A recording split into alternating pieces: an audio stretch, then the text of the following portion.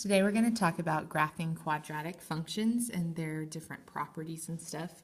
We've already learned how to type in a quadratic function into your calculator, so we're going to start off there. We're going to use our calculator to graph this function, 3x squared minus 12x plus 6. You go to your home screen, you can open a new document by going up here. I like to start on a clean page.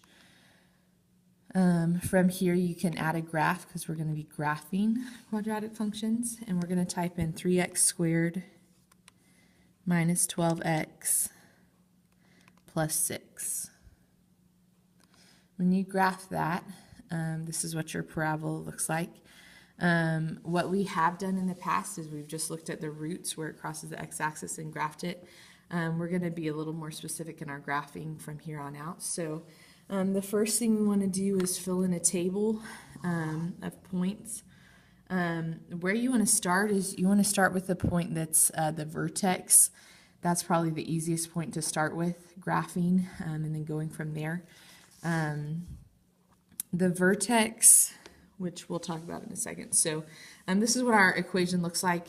We're going to talk about two different things here, and then we'll actually fill in our graph. So every parabola has an axis of symmetry. Okay, that means the axis of symmetry is a line that goes through the graph of the parabola that divides the graph into two congruent halves. So it's a line that cuts the parabola in half. Okay, what is the equation of the axis of symmetry?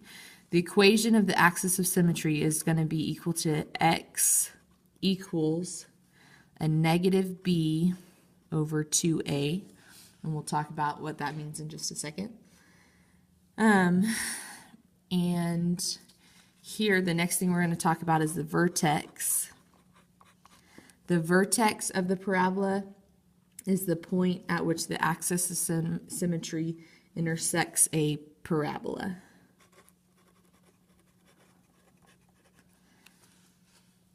Okay, it's the tip of the parabola. It's either the very bottom or the very top, depending on what your parabola looks like. So the vertex of the parabola, it's a point. It has an x value and a y value. Okay, the x value is going to be the exact same as the axis of symmetry, so it's going to be a negative b over 2a. And we'll talk about that in just a second. So here in this quadratic equation, just like when we were doing the quadratic formula, a is the number in front of x squared, so a is 3, b is a negative 12, and c is 6.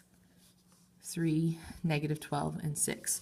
So if we're trying to find the axis of symmetry, what I'm going to have x equals a negative b. What's our b? Our b value is negative 12, so I'm going to plug in a negative 12 over 2 times a, which was 3 in this case. So our axis of symmetry, what that reduces to is 12 over 6. Right, a negative 12, 2 times 3 is 6. So our axis of symmetry is x equals 12 over 6 is 2. That's our axis of symmetry. Why is it x equals? Because the axis of symmetry is a vertical line where all the x's are 2. Okay, so our axis of symmetry is going to be here. Okay.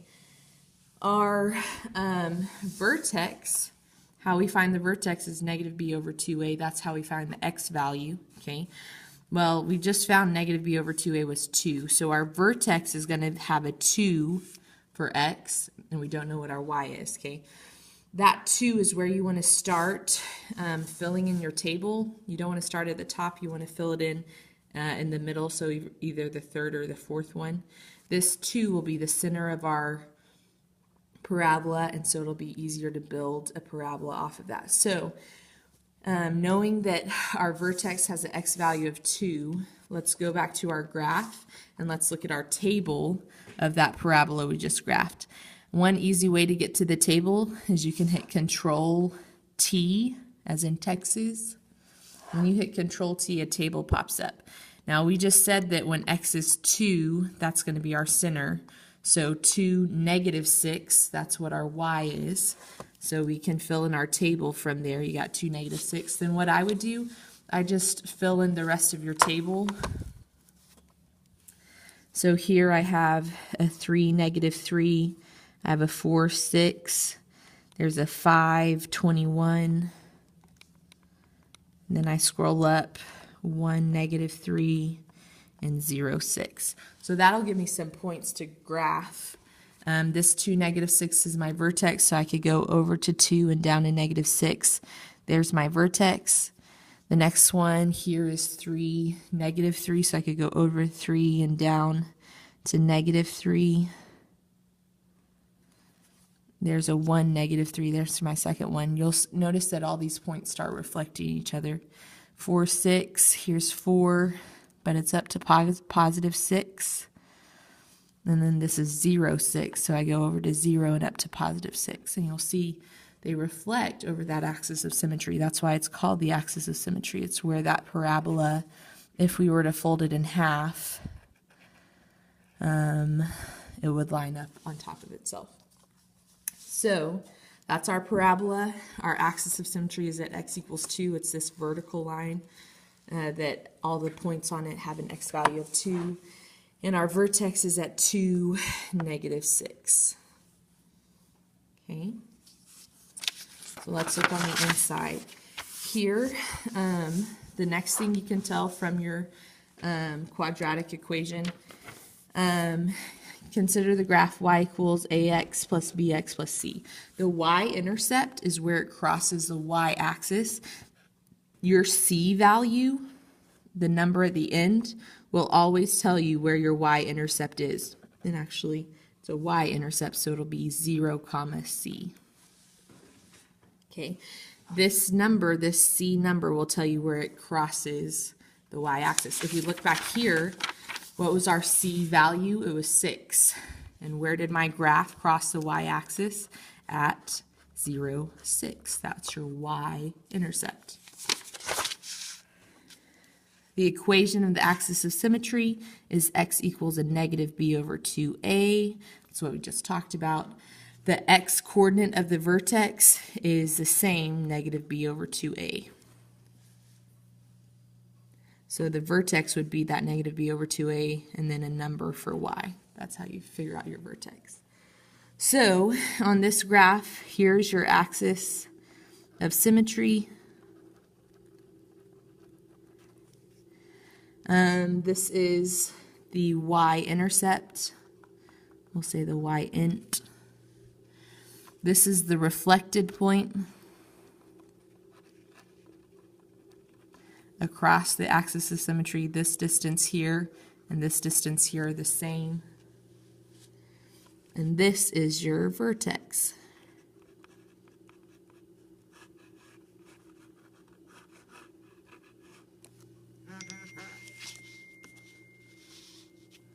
Okay, now let's graph one more. If you want to try it right now, you're feeling pretty good. I want you to plug this into your calculator, figure out what the y-intercept is going to be, the axis of symmetry, the vertex. Try it from there. Okay, so looking at our y-intercept, well, first let's figure out a, b, and c. A is 1, b is 6, c is -2. Okay, from there, the y-intercept is always going to be 0, c. So our y-intercept is 0, c is -2. Our y-intercept is 0, -2. You could go ahead and plot that if you wanted to. 0, -2 is here. Okay. The axis of symmetry is always going to be x equals a number. It's a vertical line, x equals a number. So we do -b over 2a. A -b is a -6 over 2 times a is 1. What's -6 divided by 2? It's -3. So we're going to have an axis of symmetry at -3. So go ahead and graph that vertical line, and you make it dotted because it's not part of your parabola, it's just the axis of symmetry. It's going to be at x equals -3. The vertex is going to be negative b over 2a is the x value of our vertex. And we just found that negative b over 2a is -3. So we know our vertex has to be at a -3. So the next thing I would do is plug it into your graph to get some more points to plot that parabola. So I'm going to add a new page, add a graph page. I'm going to plug in x squared plus 6x minus 2. You get a graph that looks like this. I'm going to hit Control T to get my list of points. Since my vertex is at -3, -3 would be a good place to start in your table. So if I went up to -3, I have -3, -11. I have -4, -10. I have -5, -7. If I go a little bit lower, -2, -10, -1, -7, and 0, -2. Okay. I noticed that my vertex was at -311, so I can fill that in down here, -311. Now I'm going to graph those points. -311 is 1, dot off your graph. Thanks, Ms. Elmer, for not giving us a big enough graph. Here is where your vertex is. You can just extend your graph a little bit longer. And then we'll start plotting points. So -410, so -410, and -210, -5, -7, and -1, -7, 0, 2. This one would be 1 over here. So when you graph your parabola, you should have a parabola that looks like that. Okay. The next thing we're going to talk about, the last thing we're going to talk about is maximum and minimums, a domain and range. Okay. The y value of the vertex is the maximum or minimum of the function. If your graph looks like this, it opens upward, then you're going to have a minimum because there's a low point. That's the lowest point, so it's called a minimum. If your graph is flipped over like this, this is your maximum. Okay. If the leading coefficient, if A is positive, it'll open upward, so you'll have a minimum. If A is negative, that's a negative number, it'll flip the graph over like this, and you'll have a high point on your parabola and maximum. Okay.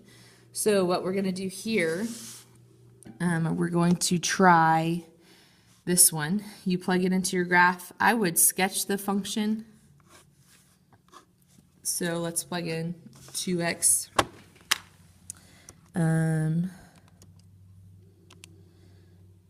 We got 2x squared minus 11. So our graph, if you want to, you can hit menu, you can hit zoom, and you can zoom out. So 4, menu 4, 4, and it'll zoom out for you if you want. Our graph's going to look like this. So do we have a minimum or a maximum value? Well, since it's a low point, we have a minimum value, and it's asking us what is that value.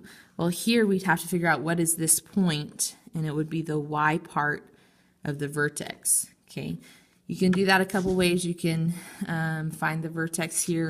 One way you can do it on your calculator is to hit menu. You can go down to 6, analyze graph, and then you can either trace the minimum or trace the maximum. This one has a minimum, so we could hit enter on minimum. And you just have to highlight that minimum point. So you go to the left and go to the right. And it'll show you that that vertex is at 0, -11. Now, you don't put a point for the minimum value. The minimum value is only the y value of that point.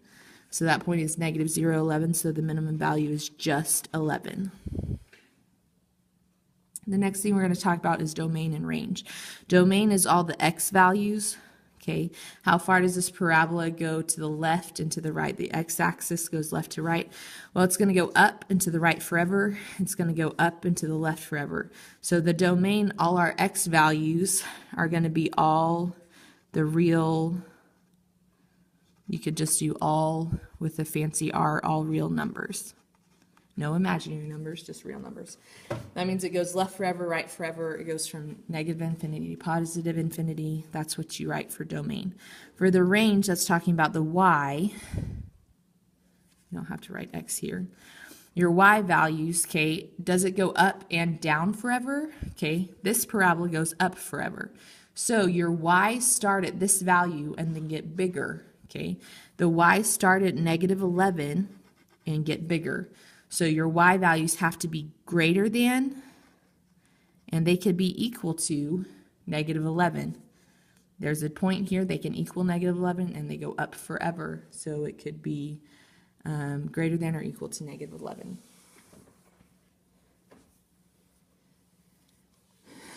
Okay, this last one, if we graph this, when you sketch a graph of this, you plug it into your calculator. You get, we're going to plug in a negative 2x